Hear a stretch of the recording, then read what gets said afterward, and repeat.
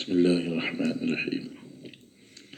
میرے بھائیو دوستو، اللہ رب العزت بڑی زبردست طاقت والے ہے، بڑی زبردست قدرت والے ہے۔ جیسا کہ اللہ نے فرمایا لإلاف قریش إلافهم رحلة الشتاء والصيف فليعبدوا رب هذا البيت الذي يطعمهم من جوع وآمنهم من خوف۔ جو کہ قریش کے لوگ عادی ہے، یعنی سردیوں اور گرمیوں کے موسم میں یمن اور شام کے سفر کے عادی ہے، اسی لیے انہیں چاہیے کہ اس گھر کے مالک کی عبادت کرے، اس گھر کے مالک کی عبادت کرے جس نے بھوک کی حالت میں انہیں کھانا کھلایا اور خوف کی حالت میں انہیں امن دیا۔ اللہ رب العزت نے انہیں خانہ کعبہ کی برکت سے اللہ نے یہ مقام عطا فرمایا تھا۔ اصل میں یہ لوگ جب تجارت کو جاتے تھے ملک شام وغیرہ میں، تو راستے میں ڈاکو لوگ تقریباً قافلوں کو لوٹ لیتے تھے، لیکن ان کا اکرام اسی لیے کیا جاتا تھا کہ یہ لوگ مکہ مکرمہ کے رہنے والے ہیں، مکہ مکرمہ کے خدمت کرنے والے ہیں، اسی لیے ان کو لوٹتے نہیں تھے۔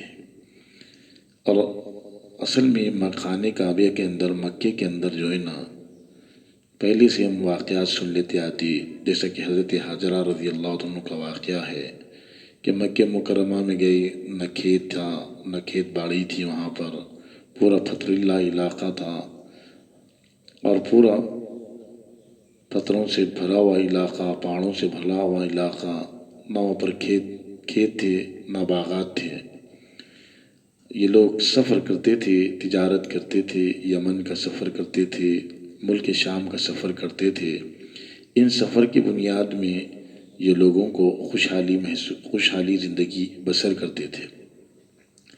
اسی لیے فرمایا کہ جس گھر کی برکت سے تمہیں عزت ملی، جس گھر کی برکت سے اللہ تمہیں چین اور سکون دیا، اس گھر کے رب کی عبادت کرنا چاہیے۔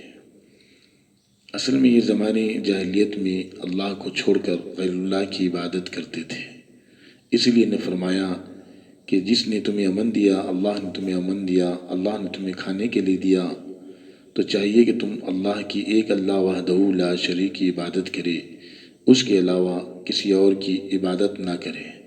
یہ مکے کی برکت سے تھا۔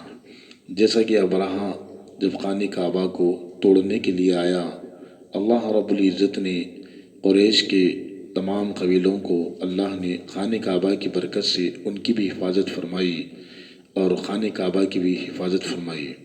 جب عبد المطلب نے ابرہہ سے کہا کہ ہمارے اندر لڑنے کی طاقت نہیں ہے، وہ جس کا گھر ہے وہ اپنے گھر کی حفاظت کر لے گا، لیکن اللہ پاک نے وہ گھر کی برکت سے اللہ نے ان تمام قریش کی بھی مدد فرمائی۔ اللہ رب العزت ہر چیز پر قدرت رکھنے والے، ہر چیز پر قادر مطلق رکھنے والے، یا ہر آدمی کو اللہ کی عبادت کرنا چاہیے کہ روزانہ سوچنا چاہیے کہ میں روزانہ 24 گھنٹے والی زندگی میں میرے اللہ کا نام کتنا لے رہا ہوں اور جناب رسول اللہ صلی اللہ علیہ وسلم کا نام کتنا لے رہا ہوں۔ آپ صلی اللہ علیہ وسلم جب اس دنیا میں آئے تو ساری دنیا کو تاریکیوں سے نکالا، اندھیروں سے نکال کر آپ صلی اللہ علیہ وسلم نے ہدایت کی روشنی میں جوڑ دیا، غلامیوں سے نکالا، ایک آقا اللہ رب العزت سے جوڑ دیا، ظلم سے نکالا۔ اللہ کے رسول صلی اللہ علیہ وسلم نے کتنی دین کی محنت فرمائی، قیامت تک کے آنے والی انسانیت پر احسان فرمایا کہ قیامت تک کے آنے والی انسانیت کو اللہ کے رسول صلی اللہ علیہ وسلم نے ایک راستہ دکھایا ایک اللہ سے لینے کا۔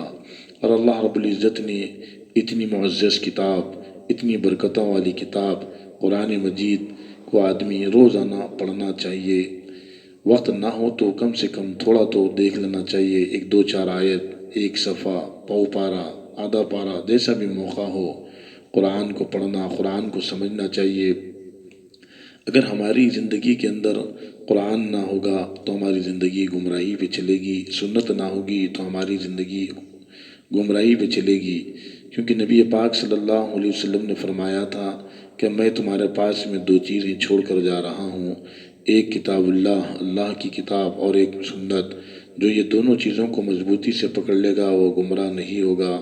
آج ہمارے اندر سے نہ تو سنت ہمیں صحیح ادا کر سک رہے ہیں، نہ تو ہم قرآن پر صحیح چل سک رہے ہیں، کہ ہمیں چاہیے روزانہ ہماری اولادوں کو بھی قرآن کی تعلیم دلائے، ہماری اولادوں کو بھی مدرسوں میں داخلہ دلائے، حفاظ بنائے، علماء بنائے، کیونکہ علماء انبیاء کے وارث ہے، علماء کے پاس میں دین ہوتا ہے۔